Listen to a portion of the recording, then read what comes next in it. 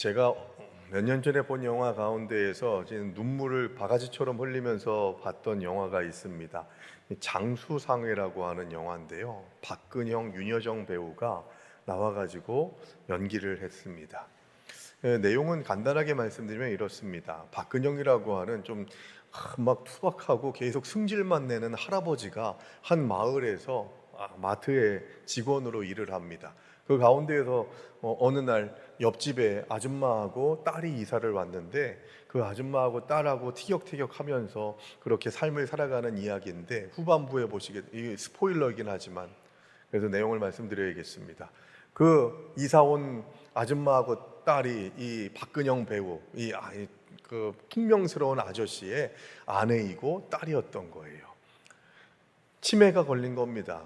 그래서 기억을 하지 못하게 돼서 가족들까지 기억을 못하게 되다 보니까 가족들이 이제 곁에서 의사의 처방에 따라 가지고 이웃 주민인 것처럼 해서 그들을, 박근형 배우를 돌봐야 된다고 하는 이야기를 동의를 해서 그렇게 살게 되는 것이죠. 그러다가 막 우당탕탕 하는 일들이 있고 가족으로서의 아픈 일들이 드러나게 되고, 그래서 박근형 배우가 그 역을 하면서 기억을 되찾게 되는 때가 있고, 그래서 같이 울면서 가족의 소중함을 느끼는 그런 가족 영화입니다. 기억 상실증에 걸린다는 것은 대단히 아픈 일이죠. 과거의 기억들을 잊어버릴 뿐만이 아니라 오늘의 나의 삶도, 내가 사랑하는 가족들도 기억하지 못하게 되는 것은 대단히 큰 아픔입니다. 그런 경험을 해봤던 그런 친구 목사님들의 이야기를 들어보면 참 마음이 아프다는 거예요. 치매에 걸리신 부모님한테 갔더니 어느 날 갑자기 누구세요? 라고 하는 그 말을 듣는데 가슴이, 억장이 무너지는 그 경험을 하게 됐던 것을 눈물을 흘리면서 말하는 친구 목사님의 이야기를 듣습니다. 여러분, 기억을 잃어버린다는 것은 단순히 과거의 정보를 잃어버린다는 것보다도 나의 삶 전체가 흔들리는다는 것을 얘기하는 것 아니겠습니까? 그런데 성경은 육체적인 기억 상실보다도 훨씬 더 비극적이고 파괴적인 것이 있다고 말합니다. 영적인 기억 상실증, 저는 이것을 은혜 상실증이라고 그렇게 이름 붙이고 싶습니다. 오늘 본문에 등장하는 요아스라고 하는 남한국 유다의 왕이 이 영적 기억 상실증에 걸린 대표적인 사람입니다. 은혜를 잃어버린 자라는 것이죠. 하나님께서 광야의 이스라엘 백성들에게 반복적으로 가르치신 것이 있는데, 그것이 바로 은혜를 잃어버리지 말라, 내가 너를 이끌고 인도한 그 은혜를 망각하지 말라라고 하는 명령이었습니다. 신명기 8장 11절의 말씀을 같이 함께 보시죠. 같이 읽습니다. 내가 오늘 내게 명하는 여호와의 명령과 법도와 규례를 지키지 아니하고 내 하나님 여호와를 잊어버리지 않도록 삼갈지어다. 뭘 잊어버리지 않도록요? 여호와를, 내 하나님 여호와를 잊어버리지 않도록 삼갈지어다. 조심해라, 주의를 기울여라 라고 그렇게 말씀하고 있는 겁니다. 하나님을 잊어버리는 순간 모든 것이 무너질 것을 경고한 것이죠. 오늘 우리가 함께 나눌 요아스 왕의 이야기는 바로 이 은혜 상실증이 한 사람의 인생과 나라를 어떻게 풍비박산 내는지를 단적으로 보여주는 아주 아픈 이야기입니다. 오늘 말씀을 통해서 우리의 삶을 지탱하는 가장 큰 힘이 기억에 있다는 것, 그것도 하나님에 대한 기억, 하나님이 나를 이끄시고 인도하셨다고 하는 그 기억을 잊어버리면, 놓치게 되면 모든 것을 잃게 된다고 하는 고백 가운데에서 잊혀진 은혜를 다시 붙잡을 수 있는 복된 은혜의 시간이 되시기를 주의 이름으로 축원합니다. 오늘 본문은요, 요아스가 어떻게 왕이 되었는지에 대해서 자세히 이야기하고 있지 않습니다. 여호야다라고 하는 요아스 왕의 영적 멘토로 평생 동안 함께했던 그 여호야다가 죽고 난 다음에 요아스가 타락해가지고 180도 바뀐 인생을 살아가는 장면을 오늘 본문에서 보여주고 있죠. 그런데 요아스에 대한 역사의 틀을 보시려면 역대하 23장부터 나타나는 그런 상황들을 볼 수 있어야 됩니다. 북왕국 이스라엘로 거슬러 가요. 요아스는 남왕국 유다의 왕입니다. 이름이 많이 등장합니다. 여러분, 좀 죄송합니다만 역사의 이야기를 좀 해야 오늘 본문의 내용이 좀 더 입체적으로 들릴 수 있어서 제가 남한국과 북한국의 이야기를 좀 해야겠습니다. 북한국 전체 이스라엘 역사 가운데에서 가장 악한 왕을 꼽으라고 하면요, 흔들림 없이 딱 꼽는 사람이 있습니다. 그가 누구냐 하면 아합이라고 하는 북한국 이스라엘의 왕입니다. 나봇의 포도원, 그것을 뺏지 못해가지고 그렇게 안달하다가 아내로 인해서 그를, 나봇을 죽이고서 포도원 빼앗고 하는 그런 악한 일들, 그뿐만이 아니라 하나님 앞에서도 백성들 앞에서도 죄를 저지른 가장 악한 왕이 아합입니다.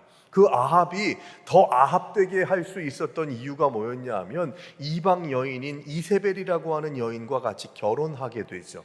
그래서 악한 여인의 대명사로 이세벨이라고 하는 사람이 등장하게 되죠. 요한계시록에서도 음녀 이세벨이라고 하는 이야기가 나올 정도로 이세벨이라고 하는 존재는 성경에서 죄인, 악한 자라고 하는 그런 대명사, 상징과도 같은 사람이죠. 그들이 결혼해가지고 딸을 낳았는데 딸의 이름이 아달랴입니다. 그리고 그 아달랴가 남왕국 유다의 왕과 결혼을 하게 됩니다. 그래서 왕비가 되는 것이죠. 그런데 아합 가문이 멸망하게 된 것이 하나님의 역사하심 안에 예후라고 하는 사람을 일으키셔서 이제 아합 왕조는 무너지게 되고 예후 왕조가 세워지게 되면서 아합 가문은 완전히 다 죽임을 당하게 됩니다. 그렇게 아합 왕조가 죽임을 당하는 그때에 남왕국 유다의 왕인 아하시아라고 하는 왕이 북왕국 이스라엘로 마시를 왔는데, 그때에 너희가 지금 하나님의 유다의 왕으로 기름 부음 받았는데 이 악한 아합과 함께 정략 결혼을 하고 자녀들과 결혼시키고 이렇게 교제하고 있으니 너도 죽어야 된다 해서 이 아하시아 왕이 북왕국 이스라엘에서 죽게 됩니다. 그리고 이 아하시아 왕이 바로 부재하게 되다 보니까 남편 여호람을 타락시키고 아들 아하시아를 타락시켰던 이 아달랴, 남왕국 유다의 왕의 어머니인 아달랴가 북왕국 이스라엘의 악한 왕 아합 왕과 이세벨 여왕의 딸이 아달랴인데, 그가 이 폭정을 하게 되는 시점이 바로 아하시아 왕이 죽고 난 다음이었던 거죠. 남왕국 유다 왕이 죽게 되니까 이제는 그 다음 왕의 서열에 있는 자가 세워져야 되니까 아달랴가 그 친족들을 다 죽여버립니다. 다 도륙을 해버리는 그 상황 가운데에서 다윗의 혈통에서 네 왕위가 계속되리라 라고 하는 하나님의 말씀, 하나님의 약속이 끊어질 위기 가운데 있을 때에 죽은 아하시아의 이복노이였던 여호세바라고 하는 이 사람이 아하시아의 1살짜리 아들이었던 요아스 왕자와 유모를 빼돌리게 돼요. 오늘 주인공이 요아스입니다, 여러분. 잘 기억하세요. 아달랴라고 하는 요아스의 할머니가 자기가 여왕이 되기 위해서 다 죽였는데 딱 한 사람, 아하시아의 혈육인 딱 한 사람이 사는데 그가 바로 오늘 본문에 등장하는 요아스라고 하는 자였고, 그가 죽을 수밖에 없는 상황이 됐던 때가 1살 때였다는 거예요. 그래서 그를 살짝 빼돌려 가지고 어디에 숨겼냐? 성전의 레위인들, 성전의 일을 맡아보는 레위인들의 깊은 방에서 6년 동안 이 요아스 왕자를 키워내게 됩니다. 그러면 무슨 얘기입니까? 이 아달랴가 6년 동안 남왕국 유다를 통치했다는 거예요. 폭정을 했던 것이죠. 엄마 이세벨의 버금가게 악한 일들을 이 아달랴가 하게 됐고, 이제 다윗의 혈통은 끊어졌다라고 하는 그런 생각이 드는 6년 동안의 시간들이 흘러가게 된 겁니다. 그러다가 바로 여호야다 이 제사장을 통해서 아달랴의 폭정이 끊어나게 되는 쿠데타가 일어나게 되고 그것을 성공하게 됩니다. 이 여호야다는 하나님의 사람이었기 때문에 아달랴의 폭정을 끊고 이제 쿠데타를 성공했으니까 내가 정권을 잡아야지 이런 생각을 할 수도 있었지만, 다윗의 혈통을 이어가기 위해서 6년 동안 숨겨 키웠던 이 요아스 왕자를 왕위에 세우게 됩니다. 그리고 난 다음에 6살 때부터 통치를 누가 어떻게 하겠어요? 그래서 그 어릴 때부터 여호야다 제사장이 멘토로서의 역할을 충실하게 하게 됩니다. 왕의 자리를 내가 만들어줬으니까 너 내 말 들어야 돼, 이게 아니라 깍듯하게 왕으로서 잘 통치할 수 있도록 좋은 멘토로서의 역할을 여호야다 제사장이 하게 됐던 것이죠. 그런데 문제는 뭡니까? 우리가 15절부터 읽었습니다만 그 앞부분에 보시면 역대하 24장 초반부를 보시게 되면 뭐라고 표현하고 있냐면 여호야다가 살아있는 동안에는 요아스가 선한 통치를 했더라 라고 그렇게 얘기하고 있어요. 이게 아픈 부분입니다. 여러분, 우리의 주변에 멘토, 좋은 멘토가 있는 것은 너무나도 중요한 겁니다. 감사한 일이죠. 그런데 그것으로 끝나면 안 되는 거예요. 아브라함의 하나님, 이삭의 하나님, 야곱의 하나님이 나의 하나님이 될 수 있어야 되는 것입니다. 하나님께서 이끌어주시고 인도하시는 신앙의 역사가 하나님만 섬기는, 예수만 섬기는 우리 가정이 내 대해서 신앙생활이 끊어지게 되면 얼마나 아픈 일이겠습니까? 공공연하게 그렇게 이야기하는 사람들이 있습니다. 정말 여러분, 우리는 꼭 기억해야 되는데 우리의 자녀들이 그런 마음을 갖지 않도록 해야 되는 것이죠. 엄마 아빠만 돌아가셔봐. 엄마 아빠만 돌아가시면 난 절대 교회 안 나갈 거야. 이런 분들이 교회에 와서 예배드리는 자녀들 가운데에서 적지 않다는 것이 한국교회의 가장 큰 위기가 아닐까 생각을 해봅니다. 그래서 우린 기억하고 기도해야 돼요. 주님, 신앙의 대물림이 내 대해서 끝나지 않게 하여 주시옵소서. 이 고백이 될 수 있어야 되는 것이죠. 그래서 나의 하나님을 찾는 것은 너무 중요해요. 언제까지 내가 자녀들의 멘토 역할을 할 겁니까? 언제까지 멱살 붙잡고서 예배당에 들어오게 할 거예요? 그래서 우리는 그들이 내가 나의 하나님을 찾을 수 있도록 하는 데에 아주 중요한 초점이 있다는 것을 생각해야 하는 것이죠. 여호야다 제사장이 죽었더니 곧바로 변질됐다는 거예요. 2, 3년이 아닙니다. 몇십 년 동안 여호야다의 가르침을 받고 그의 조언을 들으면서 귀한 통치를 하게 됐습니다. 그런데 여호야다가 죽으니까 요아스가 와르르 무너져 버리게 된 거죠. 요아스의 역사에 대해서 제가 지금 말씀드렸잖아요. 1살 때 죽었어야 됐는데 많은 사람들의 도움으로 인해서 6살 때 왕이 됐어요. 은혜죠, 은혜. 값없이 부여받은 은혜죠. 자신의 힘이 아닌 전적인 은혜로 생명을 얻은 사람이 바로 요아스였습니다. 그 은혜 가운데에서 있을 때 요아스는 가장 먼저 했던 일이 뭐냐? 성전을 보수하는 일을 했다는 거죠. 역대하 24장 4절 말씀에서 그 후에, 자기가 왕이 된 후에 그 얘기예요. 그 후에 요아스가 여호와의 전을 보수할 뜻을 두었다고 기록합니다. 자신을 6년 동안 품어주었던 그 성전, 하나님의 임재와 보호의 상징이었던 그 성전을 보수하고 다시 세우는 일들을 위해서 헌신했다는 것입니다. 여러분, 은혜를 잃어버리지 않는 자들은 우리의 삶의 성전을 계속해서 보존하려고 합니다. 지키려고 합니다. 그것을 계속해서 아름답게 세워나가려 하는 그런 마음을 가진 자들이 누구냐? 은혜를 망각하지 않는 자들이 그렇게 하더라는 거예요. 반대로 말하면 하나님의 은혜를 잃어버린 자들, 망각하는 자들은 예배부터 훼손합니다. 예배부터 무너지게 되어 있다는 것이죠. 그러므로 우리가 처음 구원의 은혜를 깨달았을 때를 기억하시기 바랍니다.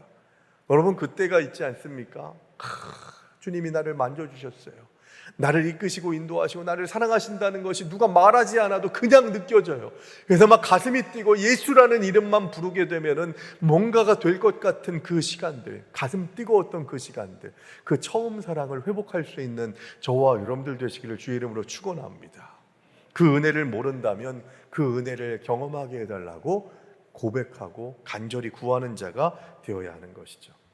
요한계시록 2장 5절의 말씀을 같이 봤으면 좋겠습니다. 같이 읽죠. 그러므로 어디서 떨어졌는지를 생각하고 회개하여 처음 행위를 가지라. 만일 그리하지 아니하고 회개하지 아니하면 내가 내게 가서 내 촛대를 그 자리에서 옮기리라. 제가 제일 두려워하는 말씀 중에 하나가 뭐냐면 지금 읽은 요한계시록 2장 5절의 맨 끝부분, 내 촛대를 옮기리라 라는 말씀입니다. 내가 너를 지명하고 선택했는데 네가 처음 사랑을 지키지 않고 잃어버리게 되면, 그래서 하나님의 자리에서 떨어져 버리게 되면 내가 너에게 주었던 그 촛대를 빼앗아서 옮기리라 라고 그렇게 말씀하고 있는 겁니다. 우리 양지교회 공동체에 하나님께서 맡기신 그 촛대가 옮겨가지 않도록 우리가 그 촛대를 지켜나가기 위해서는 영적인 은혜를 잃어버리는 영적인 기억 상실증에 걸리지 않도록 하나님께서 나를 이끄시고 인도하신 은혜가 무엇인지를 생각하며 나아가는 자가 될 수 있어야 한다는 것이죠. 우리의 처음 행위는 바로 그 은혜에 대한 감격의 반응이었습니다. 새벽을 깨워 기도하고 뜨겁게 찬양하고 주님의 몸된 교회를 위해서 헌신했던 그 첫사랑의 기억이 우리 모두에게 있지 않습니까? 그 은혜를 기억하는 자는 반드시 하나님께서 주신 예배를 회복하고 교회를 사랑하는 하나님의 백성의 공동체가 될 줄로 믿습니다. 그러나 영원할 것 같았던 요아스의 선한 통치는 그의 삶을 지탱하는 한 기둥 여호야다 제사장의 죽음과 함께 균열이 가기 시작했습니다. 균열 정도가 아니라 와르르 무너지게 됐던 것을 보게 됩니다. 다시 한번 오늘 본문 17절과 18절을 같이 읽습니다.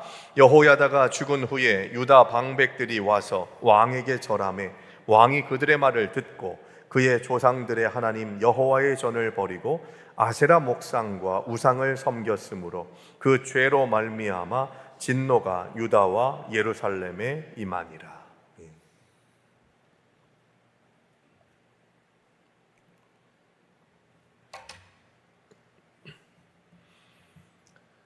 제가 군 생활할 때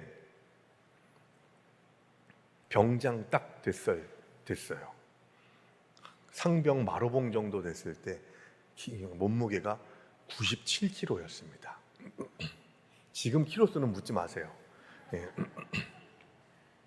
근데 제가 군 입대할 때가 67kg였거든요. 67kg로 들어갔는데 30kg가 찐 거죠. 왜 그런지 아십니까? 나는 살이 안 쪄요 하시는 분들한테는 제가 항상 그런 얘기를 해요. 저랑 같이 살아보시면 살찝니다. 그렇게 이야기를 했는데 그 군대에 가가지고 이렇게 보시면 울릉도도 가면 지금도 초소가 있거든요. 제가 군복무했던 데예요. 근데 12시에 딱 근무를 해요. 12시부터 6시까지 근무를 서는데 근무를 딱 총을 들고서 내려가가지고 근무지에서 바로 들어가서 근무를 하지 않고 그 주방이 같이 있어요. 초소니까. 보급되는 신라면을 딱 까가지고 하나를 딱 넣습니다. 그리고 계란 하나를 또 풀어요. 거기다가 냉동만두 5알 정도를 집어넣습니다. 파도 송송 넣고 해가지고 한 12시 10분 정도에 맛있게 라면 한 그릇을 매일 먹으면 30kg가 쪄요. 네. 그런데 상병 마로봉 정도 되고 난 다음에 생각을 해보니까 이 모습으로 나가면은 사회생활 못할 것 같은 거예요. 그래가지고 살을 빼기 시작했습니다. 6개월 정도 살을 빼기 시작을 했는데 제가 이제 병장이 될 때니까 이젠 고참이잖아요. 선포를 했습니다. 내 앞에서 고기 얘기하지 마. 고기 먹자고 얘기하지 마. 해가지고 고기를 끊었습니다. 그랬더니 쭉쭉쭉 빠지면서 제대할 때 몇 킬로 됐을까요?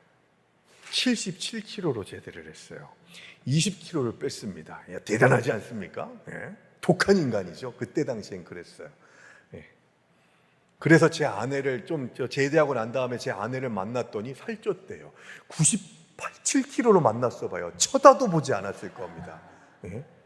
그래서 이상형이 누구냐고 물어봤더니만 살 안 찐 호리호리한 사람이라고 하는 거예요. 낙심하고 절망했지만 포기하지 않고 끝까지 끈질기게. 그래서 제가 승리했습니다. 그런 얘기 뭐라고 하려고 하는 게 아니라 다른 게 아니라 내 주변에 누가 있느냐가 중요한 거거든요. 담배를 끊기를 원하면요, 담배 피는 사람들과의 교제의 시간들을 줄여야 되는 거예요. 술을 끊기를 원하면 술 먹는 사람들과의 교제를 줄이면 되죠. 근데 그건 그대로 해나가면서 난 담배 끊고 술 끊고 살 뺄 수 있어. 안 됩니다. 내 주변에 어떤 자들이 같이 있는지, 나와 같이 쉽게 말하고 쉽게 교제하고 만나는 사람이 누군가를 보게 되면 내 영성의 상태를 확인할 수가 있습니다. 그렇다고 친구들 다 끊으라는 얘기가 아니라 정말 내가 주목해가지고 내 인생을 계속해서 채워나가는 내 곁에 있는 동반자가 나에게 영적인 은혜를 끼치지 못하는 자라면 여러분 조심해야 된다는 것이죠. 17절에서 뭐라고 얘기합니까? 여호야다, 그 멘토인 나의 스승인 요아스의 스승인 여호야다가 죽고 난 직후에 방백들이, 지도자들, 이 정치 지도자들을 방백이라고 성경에서는 표현하거든요. 지도자들이 와서 왕에게 절했대요. 절만한 게 아니라 이런저런 조언을 했겠죠. 이제 이래야 됩니다, 저래야 됩니다 라고 그렇게 조언을 합니다. 그 조언을 받아들였는데 그게 뭐였냐? 타락하는 거였어요. 하나님의 예배의 자리를 무너뜨리고 아세라 목상과 우상을 섬기는 일들을 성전에서 일삼아 버리게 됐다는 겁니다. 아세라는 아스다롯이라고도 불러가지고 가나안 땅에 들어가는 이스라엘 백성들에게 너희가 그 가나안 땅에 들어가면 거기에서 살았던 가나안 족속들이 섬겼던 이방신이 있는데 절대로 그 신을 섬겨서는 안 된다라고 그렇게 엄포를 놓고 교육을 40년 동안 했건만 바알과 아세라를 섬기는 일들이 지금 요아스의 시대는 몇백 년이 지났는데도 불구하고 아세라 얘기가 나오는 이유는 계속해서 그 바알과 아세라의 이방신을 섬기는 일들을 끊어내지 못했다는 것입니다. 예레미야 2장 13절 말씀에서 하나님은 이렇게 탄식합니다. 내 백성이 두 가지 악을 행하였나니 곧 그들이 생수의 근원되는 나를 버린 것과 스스로 웅덩이를 판 것인데 그것은 그 물을 가두지 못할 터진 웅덩이니라 라고 그렇게 말씀하십니다. 두 가지 잘못을 했다고 예레미야를 통해서 이스라엘 백성들에게 선언합니다. 나를 너희가 떠났다 라고 그렇게 말하고, 그 다음 두 번째 죄가 뭐냐? 너희가 웅덩이를 스스로 팠다는 거예요. 이 얘기는 바꿔서 좀 풀어서 얘기하면 뭐냐면 하나님 없이도 내가 잘 살 수 있습니다, 그 얘기거든요. 우리가 영적인 기억상실증에 빠져서 은혜를 잃어버리게 되면 나 혼자 잘 살 수 있다고 생각하게 됩니다. 영적 교만함이죠. 나 혼자 잘 살 수 있고 하나님 필요 없습니다 하니까 뭐가 제일 먼저 무너질까요? 예배가 무너집니다. 예배는 어떤 사람들이 드리는 거냐면요, 하나님만이 내 힘입니다, 하나님만이 나의 구원이십니다, 나의 전부십니다, 주인 되십니다, 이 고백을 하는 자들만이 예배 드릴 수 있는 사람이에요. 십자가가 필요한 사람은 누굽니까? 예수 그리스도의 그 골고다 언덕에서 일어났던 그 일을 나를 향한 일이라고 고백하는 자들이 누구예요? 죄인이라고 고백하는 자들만이 십자가를 만날 수 있는 거예요. 난 죄인이 아닌데 벌레만도 못한 우리가, 기분 나빠하시면 그런 사람들 많습니다. 예수 처음 믿으시는 분들 가운데 내가 왜 벌레만도 못해? 하는 그런 생각을 가지시는 분들이 계시거든요. 죄인 중에 괴수 같은 자라고, 만삭되지 못해서 태어난 자 같은 나, 바울이 그랬잖아요, 여러분. 십자가를 볼 때마다 우리의 부족함을 느낍니다. 그래서 그 부족함과 연약함과 죄인됨을 극복할 수 있는 유일한 것이 십자가, 나를 위해서 피값을, 죄값을 대신 치러주신 예수 그리스도를 만나게 되는 은혜가 십자가에 있기 때문에 난 죄인 아니야 라고 하는 생각을 가진 자들은 절대로 십자가의 은혜를 누릴 수가 없게 되는 것이죠. 그러므로 주신 은혜를 잃어버리면 안 됩니다. 요아스는 은혜의 원천인 여호와의 전을 버리고 텅 빈 마음에 결코 만족을 줄 수 없는 세상적인 것들을 들여오면서 받아들이면서 자신의 마음의 성전까지 무너뜨리게 되는 우를 범하게 됐던 것이죠. 그리고 그뿐만이 아닙니다. 기상천외한 일들을 이루게 되는 이 요아스의 삶에 있게 되는데 영적인 망각이 왜 무서운지를 여기에서도 확인할 수 있죠. 역대하 24장 22절 말씀, 우리 본문 맨 마지막 절입니다. 같이 읽습니다. 요아스 왕이 이와 같이 스가랴의 아버지 여호야다가 베푼 은혜를 기억하지 아니하고 그의 아들을 죽이니 그가 죽을 때에 이르되 여호와는 감찰하시고 신원하여 주옵소서 하니라. 자, 스가랴가 누굽니까? 아버지가 누구래요? 여호야다라고 말씀하고 있습니다. 여호야다가 누구라고요? 요아스의 영적 멘토, 아버지 같은, 은인 같은 자거든요. 그가 죽고 난 다음에 성전을 더럽히고 바알과 아세라를 섬기고 타락한 모습들을 보이는 것이 더 이상은 놔둘 수가 없어서 여호야다의 아들인 스가랴가 왕에게 나아가서 직언을 하게 됩니다. 회개하십시오. 하나님께서 분명히 징계하실 겁니다. 하나님의 품에서 떠난 자들은 분명히 하나님이 심판하십니다 라고 하는 말을 했더니 여호야다의 아들인 생명의 은인 같은 아버지 같은 여호야다의 아들, 그러면 형제 같은 자 아니겠습니까? 그를 죽여버립니다. 요아스가요. 배은망덕한 인간 아니겠습니까?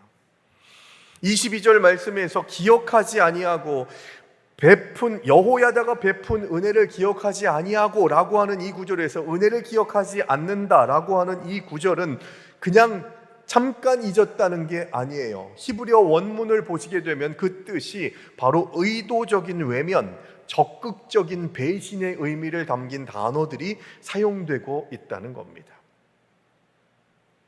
요아스가 그런 악행을, 자기의 아버지 같은 여호야다의 아들까지도 죽이는 일들을 서슴없이 자행하게 된 것은 은혜를 잃어버렸기 때문이죠. 로마서 1장 21절 말씀에서 이런 요아스 같은 타락의 과정을 정확하게 진단하고 있습니다. 같이 읽기를 원하는데 로마서 1장 21절입니다. 같이 읽습니다. 하나님을 알되 하나님을 영화롭게도 아니하며 감사하지도 아니하고 오히려 그 생각이 허망하여지며 미련한 마음이 어두워졌나니. 무슨 얘기입니까? 여러분, 하나님을 알기는 알아요. 복음서의 말씀에 보시게 되면 어떤 장면이 등장합니까? 예수님을 얘기하는데 당신은 하나님의 아들이심을 내가 믿나이다, 내가 아나이다 라고 그렇게 얘기해요. 누가요? 귀신이에요.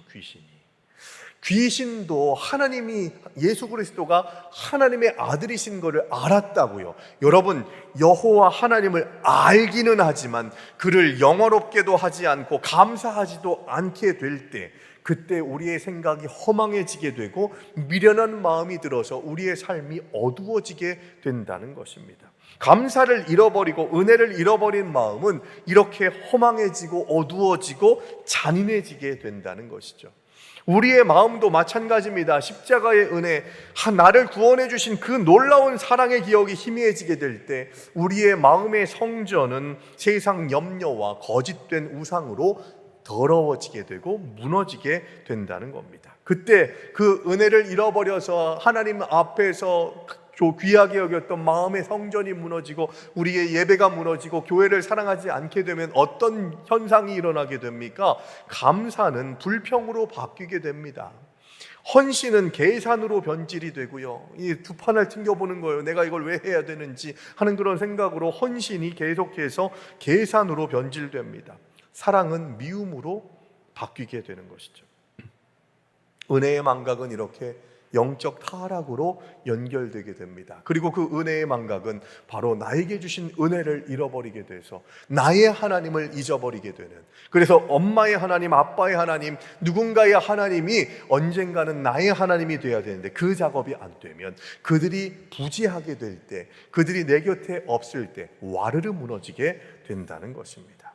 그래서 우리는 이 영적인 기억 상실증을 극복하기 위해서 뭘 해야 될까요? 기억의 돌들로 다시 우리의 삶을 세워 올릴 수가 있어야 된다는 겁니다. 기억하라라는 것이죠. 뭘 어떻게 기억해야 되냐는 겁니까? 성경은 우리에게 의도적으로 기억하라고 끊임없이 얘기합니다. 여호수아가 요단강을 건넜을 때의 지파별로 돌 하나씩을 요단강 바닥에서 가지고 와가지고 기념비를 세우라고 했죠. 그것을 보면서 우리를 이끌어 주시고 가나안 땅에 정착하게 하신 분이 하나님이시구나 라고 하는 것을 기억하라고 하는 명령으로 그 기념비 12돌을 세우게 됐던 것입니다. 우리도 삶의 곳곳에 기억의 돌들을 세울 수 있어야 하는 것이죠. 어떤 돌일까요? 세 가지 돌을 세워야 합니다. 간단하게 볼게요. 첫 번째, 말씀 묵상이라고 하는 기억의 돌을 세우시기 바랍니다. 말씀 묵상이라고 하는 것이 우리의 기억을 계속 붙잡고 그 기억이 더욱더 아름다운 열매들을 맺을 수 있도록 하는 동력이 될 수 있게 해야 된다는 겁니다. 시편 119편 11절의 말씀 같이 읽죠. 내가 주께 범죄하지 아니하려 하여 주의 말씀을 내 마음에 두었나이다. 자, 이걸 바꿔서 얘기하면 내가 범죄할 때가 언제냐? 하나님의 말씀을 내 마음에 두지 않게 될 때라는 거죠. 여러분, 우리 어떻습니까? 주중에 우리의 말씀 생활이 주일날 예배 때 설교 듣는 거 그걸로 다 끝나버리면 여러분 우리 회개해야 됩니다. 주중에 우리 말씀을 어떻게 보고 어떻게 대합니까? 혹시 이러진 않습니까? 주일 아침에 성경책 딱 들고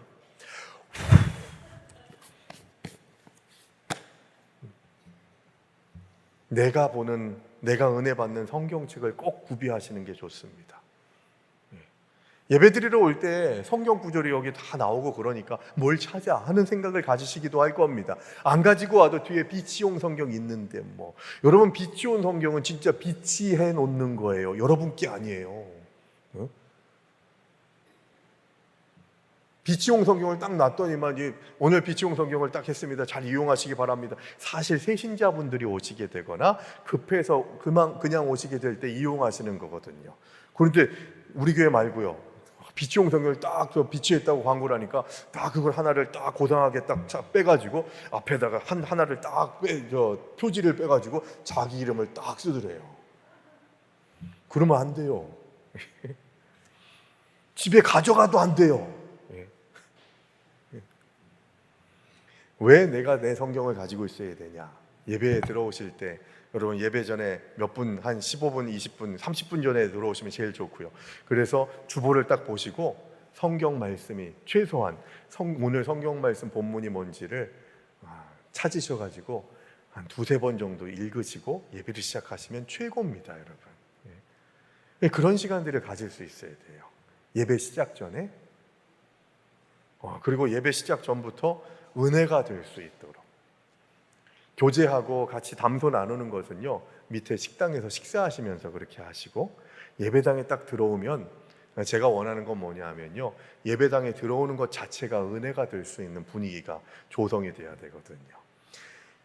전날에 제가 오기 전부터도 그렇게 도왔는데 전날부터 주보를 여러분들에게 안내해 주는 이유는 주보를 보고서 예배를 준비하라는 겁니다. 그 중에서 제일 중요한 게 말씀 묵상이 제대로 될 수 있도록 우리가 최선을 다해서 준비할 수 있어야 되는 것이죠. 하나님의 은혜는 말씀을 통해서 우리 마음에 새겨지고 보존됩니다. 매일 시간을 정해서 말씀을 펴고 나를 향한 하나님의 사랑과 약속을 되새기는 묵상의 시간을 가지게 될 때 우리는 세상의 소음을 끊어내고 은혜의 기억으로 하나님께 영광 돌리는 믿음의 백성들이 될 줄로 믿습니다. 두 번째, 우리가 기억해야 될 돌은 감사의 고백이라고 하는 기억의 돌을 세울 수 있어야 된다는 겁니다. 그러니까 내가 영적 기억 상실증을 이겨낼 수 있는 아주 중요한 처방전이 뭐냐? 감사하라는 거예요. 감사하라. 이제 앞으로 주실 것에 감사하는 것이 아니라 이전에 주신 것에부터 감사하라는 겁니다.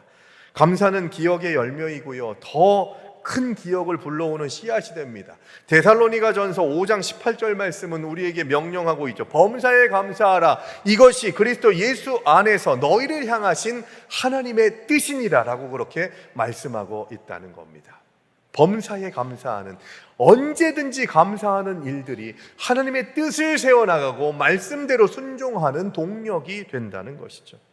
오늘 하루 내 삶에 베풀어 주신 하나님의 은혜를 구체적으로 찾아서 고백하는 은혜가 있게 되기를 바랍니다. 그래서 하루를 마치고 잠자리에 들기 전에 눈을 감으면서 기도하는 마음으로 주님, 오늘 하루 주신 모든 시간들이 감사합니다. 난 감사할 게 없는데요? 라고 그렇게 생각하실지 모르겠습니다만 여러분, 차를 운전하고 가는데 반대편 차선에서 오는 차가 나한테 뛰어들지 않은 것만 해도 얼마나 감사해요. 나 혼자 잘 산다고 되는 세상 아니지 않습니까? 그냥 지나가다가 갑자기 내 반대편에서 오는 사람이 나를 위해를 가하는 일들이 일어나는 일들이 수두룩하게 일어나지 않습니까? 묻지마 폭행, 묻지마 살인, 얼마나 많은 일들이 벌어지냐고요. 그 가운데에서 하나님께서 오늘 하루 잘 마무리하게 하시고 잠자리에 들 수 있게 하신 것이 은혜라는 고백으로 나아가는 것이 우리가 은혜를 상실하게 되는 영적 기억 상실증을 이겨낼 수 있는 동력이 된다는 것이죠. 작은 것 하나라도 당연하게 여기지 않고 감사하게 될 때 우리의 마음밭에 심겨진 불평과 원망의 가시덤불이 뽑혀 나가게 되고 감사의 꽃이 피어나서 항상 주님께 영광 돌리며 주님께서 주시는 은혜 가운데에 요아스 같은 자리를 뛰어넘어서 나의 하나님, 나를 돌보시고 나를 구원하시고 나를 이끄시고 나와 동행하시는 나의 하나님을 회복할 수 있는 은혜가 있게 될 줄로 믿습니다. 세 번째로는 성만찬을 통해서 우리의 갈 길을 기억해야 한다는 것이죠. 10월 달에 성만찬식이 있습니다. 세계 성만찬 주일이 있어서요. 원래는 다음 주인데 추석 명절이어가지고 한 주를 좀 뒤로 해가지고 둘째 주에 성만찬 예배가 있을 겁니다. 그러면 성찬을 통해서 뭘 고백하십니까? 예수님께서 분명히 말씀하셨습니다. 이것을 행하여 나를 기념하라 라고 그렇게 말씀하셨어요. 고린도전서 11장 24절 25절 말씀은 더욱더 분명하게 말씀하십니다. 이것은 성찬은, 성만찬은 너희를 위하는 내 몸이니 이것을 행하여 나를 기념하라고 하시고 이 잔은 내 피로 세운 새 언약이니 이것을 행하여 너희가 마실 때마다 나를 기념하라 라고 그렇게 말씀하셨습니다. 기념하라, 이 얘기는 뭐냐? 기억하라는 얘기거든요. 성만찬은 우리를 위해서 찢기신 살과 흘리신 피, 그 십자가의 정점을 다시 기억해내면서 그 이유가 나 때문입니다. 예수 그리스도께서 하늘 보좌 버리고 이 낮고 낮은 땅에 내려오신 이유가 나 한 사람을 구원하시기 위해서 오신 것이라고 하는 고백 가운데에서 주님의 살과 피를 받을 때마다 주님의 핏값을, 주님의 살의 찢기심의 의미를 더 기억하면서 내가 주님의 구원하심 안에서 살았다고 하는 고백을 하는 믿음의 백성들이 되어야 한다는 것이죠. 누군가가 내가 물에 빠졌습니다. 죽을 수밖에 없는데 누가 나를 살렸어요. 나를 살리고 그 사람은 죽은 거죠. 그런데 이 살림받은 이 사람이 그 다음 삶을 살아가는데 허랑방탕하게 살아가는 겁니다. 그러면은 그 사람이 그렇게 구원받았던, 살림받았던 것을 아는 자가 와가지고 얘기하죠. 너는 그 사람이 너를 살리고서 대신해서 죽었는데 그 사람을 위해서라도 잘 살아야 되지 않냐고 하는 그런 얘기를 할 때 이런 얘기를 하는 겁니다. 그게 몇 년 전인데, 그게 몇십 년 전에 있었던 일인데 아직도 그 얘기를 나한테 하냐고, 그만 울고 먹으라고, 이런 얘기를 하는 사람은 못된 인간 아니겠습니까? 십자가 그 얘기를, 성만찬을 통해서 항상 주님의 십자가를 생각하고 나를 구원해 주신 그 은혜를 생각하면서 나아가는 삶, 그것은 우리가 감당해야 될 아주 중요한 신앙 고백입니다. 그러면 성만찬, 나를 구원해 주신 그 은혜를 기억하면서 항상 주님께서 나의 주님 되심을, 나의 구원자 되심을 고백하며 나아가는 것이 영적 기억 상실증을 극복할 수 있는 힘이 된다는 것이죠. 말씀의 결론을 맺습니다. 요아스의 비극적인 인생은 오늘 우리에게 엄중한 질문을 던집니다. 우리는 하나님의 은혜를 지금 기억하고 있습니까? 그 은혜에 감사하며 살아가고 있습니까? 그 은혜를 통해서 내가 하나님의 백성됨을 부끄러워하지 않고 항상 쓰임받기를 원하는, 주님 나를 부르소서, 내가 여기 있나이다, 나를 보내소서 고백할 수 있는 하나님의 백성이 되고 있느냐는 겁니다. 우리의 삶의 성전은 은혜의 기억으로 견고해져서 세워지고 있는지를 항상 점검해야 됩니다. 아니면 망각의 틈으로 세상의 우상들이 흘러들어와서 나를 무너지게 하고 더럽히고 있지 않은지를 계속해서 깨어서 점검해야 된다는 것이죠. 우리의 신앙은 무언가를, 새로운 것을 배우고 얻어내는 싸움이 아니라 이미 받은 그 놀라운 은혜를 잊지 않고 기억해내려고 하는 기억의 싸움이라는 것을 기억해야 한다는 것입니다. 이번 한 주간 말씀과 감사와 성찬의 그 기억의 돌들, 기념의 돌들을 기억하면서 잊혀진 은혜의 비극을 이젠 청산하고 날마다 은혜를 기억함으로 내 삶의 성전을 거룩하고 아름답게 세워나가겠다고 결단하고 다짐하는, 내 안에 요아스를 극복함으로 내 주변에 도움을 주는 이들 너무 감사하지만 그것에만 의지하고 거기에 한계를 주는 것이 아니라 나의 하나님을 만나고 내가 고백하는 하나님을 만나겠다고 결단하고 다짐하면서 쓰임받기를 원하고 하나님께 영광 돌리는 저와 여러분들 되시기를 주의 이름으로 축원합니다.